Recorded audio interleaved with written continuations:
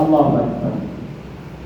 আল্লাহ পাক প্রত্যেকটা নবীর জিন্দেগীর মধ্যে, প্রত্যেকটা নবীর কিতাবের মধ্যে বলছেন যে দুনিয়া থেকে পরকাল কি উত্তম, দুনিয়া থেকে পরকাল উত্তম।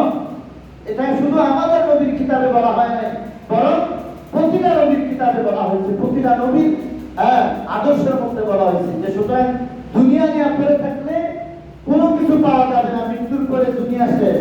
এই দুনিয়া আধিপত্য, ক্ষমতা, সম্পদ কোনটা কাজে আসবে।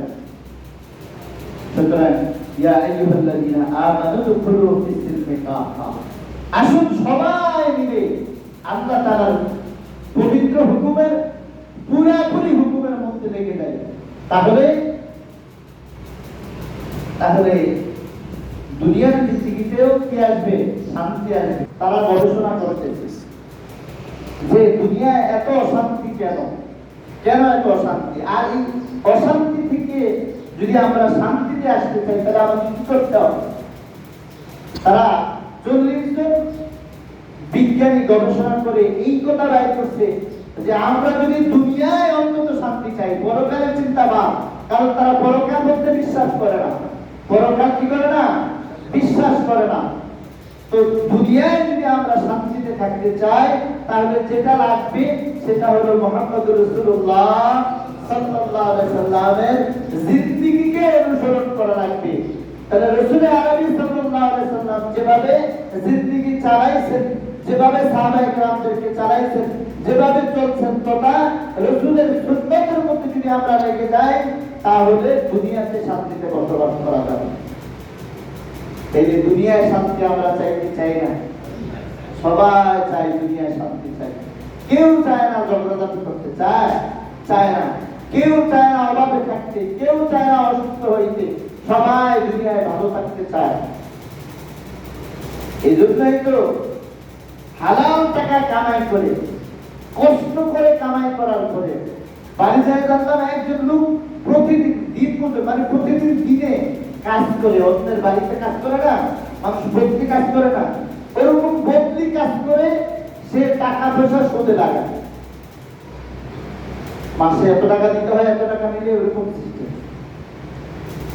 আমি বললাম যে এত কষ্ট করে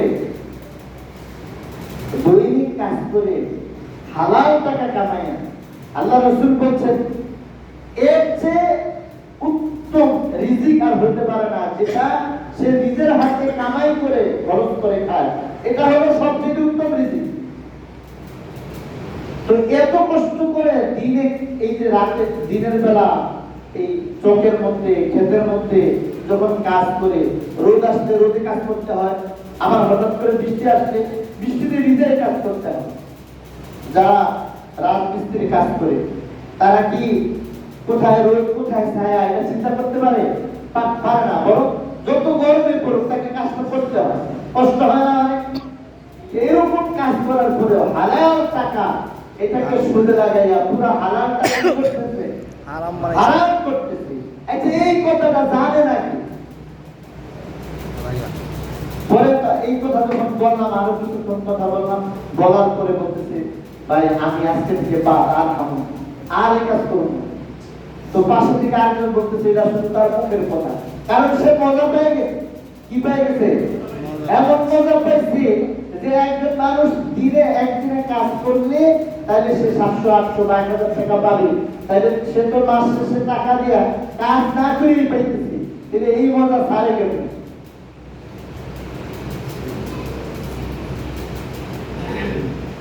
কিন্তু এটা কত জঘন্য। কারণ হলো আল্লাহ রাসূল বলছেন যে কেউ যদি হারাম খায়, যেমন হারাম খাওয়ার পরে যদি কেউ ইবাদত করে, নামাজ পড়ে, রোজা রাখে, হজ করে, যাকাত দেয়,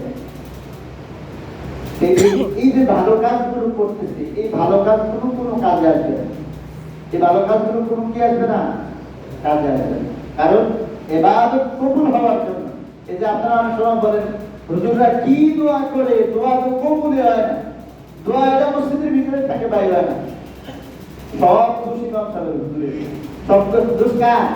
কার? হুজুরের। কারণ হলো আপনার খুদায় হুজুর আছে, আপনি হুজুরের দিয়ে দিলেন, কিন্তু আপনি যে সুদি কারবার করেন ওইটা কিন্তু আপনি আপনার খবরও নেই।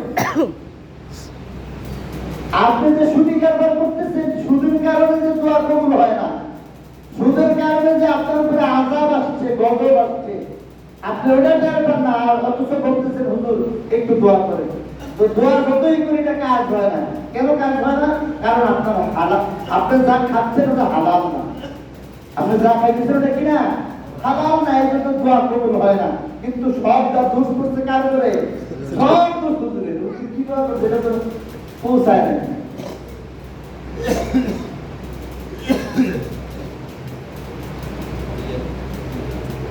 আল্লাহু আকবার। এজন্য আসুন, ইয়া আইয়ুহাল্লাযীনা আমানু দুখুলু ফিস-সিলমি কাফা, মুসলমানদের জন্য ফরজ কি করা? ইসলামের প্রতিটা হুকুম মাইনা চলা। আমানু দুখুলু, ইসলামে পরিপূর্ণভাবে প্রবেশ করা। কিছু মানলাম, কিছু ছাড়লাম, তাইলে কি হবে? তাইলে আমি আমার সুবিধা মতো মাইনে নিচ্ছি। আপনি একটা মোবাইল চালান, ওটার সেটিংস আপনার সুবিধা মতো না, বরং যিনি বানাইছেন তার সুবিধা মতো দেওয়া। ঠিক কি ঠিক না? ওই আপনি যে মোবাইলটা চালান ওটা ওই জায়গায় যেভাবে সেটিংস দেওয়া আছে ওভাবেই আপনাকে চলতে হবে।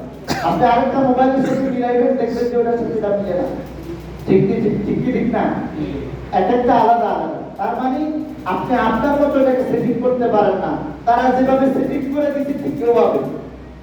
আপনি একটা জমি চাষ করেন, ওই জমি আপনার জমি, আপনি কি আপনার মতো করে চাষ করেন, না ইমাম সাহেবের জিগায় জিগায় হুজুর এটার মধ্যে কি ভুট্টা লাগাবো না আলু লাগাবো জিগায় চাষ করেন?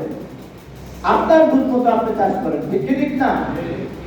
এলাকার মেম্বার চেয়ারম্যান জিগায় আপনি চাষ করেন না। অন্য কেউ যদি পরামর্শ দিতে যায় আপনি মানেন না। কারণ কি? কারণ আপনি জানেন এই জায়গায় কি চাষ করলে ভালো হবে। আপনার জমি আপনার চেয়ে ভালো কেউ জানে না। সুতরাং এই দুনিয়ার যত মানুষ আছে সমস্ত মানুষ চাষ করেন কে? জোরে বলেন কে? আল্লাহ। আল্লাহ পাক নিজে বানাইছেন, নিজে মহব্বত করে ভালোবাসা বানাইছেন, এবং এটার জিম্মাদারি, এটা চাষ করা, এটার ভিতরে যা ম্যাটেরিয়াল দিচ্ছেন ওইটা সবচেয়ে ভালো জানে কে? আল্লাহ পাক ভালো জানে। এইজন্য সে আল্লাহ বলছেন ইয়া আইয়ুহাল্লাযীনা আমানু দুখুলু ফিস-সিলমি কাফা। দুনিয়ার মানুষ যদি শান্তিতে বসবাস করতে চাও তাহলে আল্লাহ তাআলার হুকুমের মধ্যে আসো। আমানু দুখুলু, পরিপূর্ণভাবে ইসলামে প্রবেশ করো, দাখিল করো। রমজান মাসে যেভাবে আল্লাহ তাআলাকে মানছো, ঠিক রমজানের পরে বাকি 11 মাস এইভাবে আল্লাহকে মানতে হবে। ঠিক কি ঠিক না? তাহলে মানলে তাহলে আল্লাহ পাকের, আমরা যে মুসলমান, আমাদের মুসলমানিত্ব ঈমান সব ঠিক থাকবে। আর না মানলে তাহলে সুবিধা মতো মানলাম, সুবিধা মতো মানলে অ্যাক্সিডেন্ট হওয়ার সম্ভাবনা 99%, 99%। কয় পার্সেন্ট? 99%। 100%? ওই যে মুরব্বি 100%। অ্যাক্সিডেন্ট করার সম্ভাবনা কত পার্সেন্ট? 100%। আচ্ছা, একটা হাদিস শোনাই আজকের জুমার বক্তব্য শেষ। হাদিসটা হলো মান সামা রমাদান সুম্মা আতবা'হু সিত্তান ফি শাওয়াল কানা কাসিয়ামিদ দাহর। রাসূল আলাইহিস সাল্লাল্লাহু আলাইহি ওয়াসাল্লাম বলেন, যে ব্যক্তি রমজানের রোজা আদায় করার পর শাওয়াল মাসে 6টি রোজা রাখে, সে যেন সারা বছর ব্যাপী রোজা রাখে। সে যেন কি করলো? সারা বছর রোজা রাখলো শাওয়াল মাসে। এই মাসে, এটা কোন মাস? শাওয়াল মাস। এই মাসে 6টি রোজা রাখার কথা বলা হয়েছে। 6টি রোজা রাখার নিয়ম হলো আপনি এই মাসে যে কোনো সময় যে কোনো দিনে 6টা রোজা রাখবেন। 6টা রোজা? চাই একদিন পরে পরে, 2 দিন পরে পরে, অথবা এই সপ্তাহে 2টা, ওই সপ্তাহে 2টা, ওই সপ্তাহে 2টা, এইভাবে করে 6টা রোজা একেবারে লাগাতার রাখতে হবে এরকম না, তারপরে একদিন পরে পরে রাখতে হবে এরকমও না। বরং আপনি আপনার সুবিধা মতো আজকে একটা রাখছেন, আবার 3 দিন পরে একটা, কোনো অসুবিধা নেই। অথবা লাগাতার 6টা রাখছেন, তাও অসুবিধা নেই। কথা বুঝতে পারছেন ইনশাআল্লাহ? তাইলে এই 6টা রোজা যদি কোনো মুসলমান রাখে তাহলে কি করবে? যেন সারা বছর বছর যেন সে রোজা রাখে। সুবহানাল্লাহ। এই জন্য মা বোনরা অনেকে হয়তো বা রোজা রাখছেন বা রাখতেছেন, তো যারা আমরা এখনো রাখি নাই আমরা ইনশাআল্লাহ নিয়ত করব 6টা রোজা রাখার জন্য। যে কোনো সময় এই মাস থাকা অবস্থায় যে কোনো সময় একটা অথবা দুইটা অথবা একটা রাখছেন, আবার 2-3 দিন পরে একটা রাখছেন, এভাবে করে আপনার সুবিধা মতো 6টা রোজা রাখলে আল্লাহর হাবিব বলছেন যে তার আমল নামায় সারা বছর রোজা রাখার সওয়াব দান করবেন। এই জন্য আমরা চেষ্টা করব 6টা রোজা রাখার জন্য ইনশাআল্লাহ। আল্লাহ পাক আমাদের সকলকে কবুল করুন, সবাই বলি আমিন। আর ইসলামের প্রতিটা বিষয় বুঝে বুঝে এবং জেনে জেনে আমরা দুনিয়াতে যখন শুধু একটা ঘর যদি উঠাইতে চাই, তাহলে আমরা কি করি? 2-4-5 জনের থেকে পরামর্শ নেই যে আমি একটা ঘর করবো, কিভাবে করলে ভালো হয়, কি একবারে ফাউন্ডেশন দিয়ে করবো নাকি এমনি করে ফেলবো, কি করলে আপনার ভালো হবে? আপনার কল্পনা 10 জনের কাছে 20 জনের কাছে জানতে চান, ঠিক না?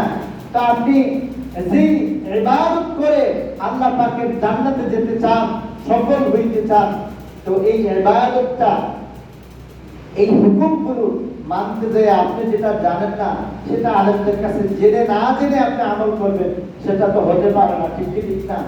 দুনিয়াতে আমি যখন একটা দুনিয়ায় জায়গার দলিল বুঝি না, তখন যে বুঝে তার কাছে যাই, যে জানে তার কাছে যাই। হ্যাঁ, আপনি একটা মোবাইল চালাচ্ছেন, সেটা সম্পর্কে আপনার জ্ঞান নাই, আপনি জানেন না, তা কি করেন? তাহলে কে জানে এলাকার মধ্যে ঘুষ করে তারে বাইক করে, ঠিক না? যে তার কাছ থেকে শিখি এটা কিভাবে চালাইতে হবে, না হলে মোবাইলটা নষ্ট হয়ে যাবে, শেষ হয়ে যাবে। তো আমরা দুনিয়াবি ক্ষেত্রে সবাই সচেতন, দুনিয়ায় চলার ক্ষেত্রে সবাই সচেতন, কিভাবে চললে দুনিয়ায় ভালো চলা যায়। তো আপনি আমি এত বোকা কেন হইলাম যে পরকালের জিন্দেগি দুনিয়ার জিন্দেগির চাইতে উত্তম জিন্দেগি অনন্তকাল, কত কাল থাকা লাগবে। দুনিয়ায় হায়াতের জিন্দেগির একটা গড়া আছে, এতদিন পর্যন্ত আমার হায়াতের জিন্দেগি 60 বছর, 70 বছর, না 100 বছর, না 200 বছর। 200 বছর পরে কারো হাড্ডি কুড্ডি খুঁজে পাওয়া যাবে না। এই জায়গায় আমরা যারা আছি এতদিন পর্যন্ত বাঁচবের গ্যারান্টি তো নাই, তারপরেও নাইলে 200 বছর সর্বোচ্চ ধরলাম, 200 বছর পরে এই জায়গায় কেউ থাকবে? তাইলে এরপরে জিন্দেগিটা কত বছরের জিন্দেগি? অনন্তকাল। কত কাল? যেটা শুরু একদিন হবে কিন্তু শেষ নাই। এই যে এত বোকা কেন হইলাম যে জিন্দেগির শুরু আছে কিন্তু শেষ নাই? ওই জিন্দেগিতে থাকার জন্য, চলার জন্য একটু জানতে মন চায় না, একটু শিখতে মন চায় না, হালাল বাসি না, হারাম বাসি না, জায়েজ বাসি না, নাজায়েজ বাসি না, চলতে আছে। আল্লাহ পাক আমাদের বুঝার আমল করার তৌফিক দান করুন, সবাই বলি আমিন। ওয়া আখিরু দাওয়ানা আলহামদুলিল্লাহি রাব্বিল আলামিন। আমরা